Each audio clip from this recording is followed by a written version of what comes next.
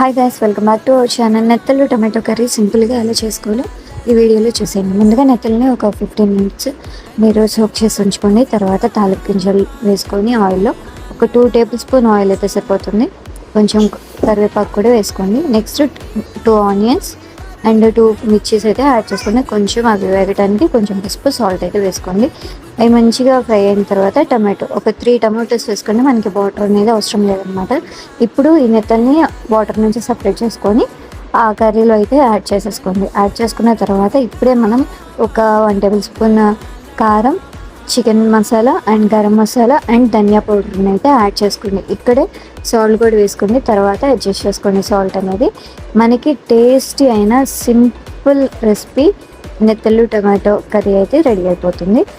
మీకు ఎలా అనిపించింది కామెంట్ సెక్షన్ కామెంట్ అయితే చేసేయండి. Thank you all.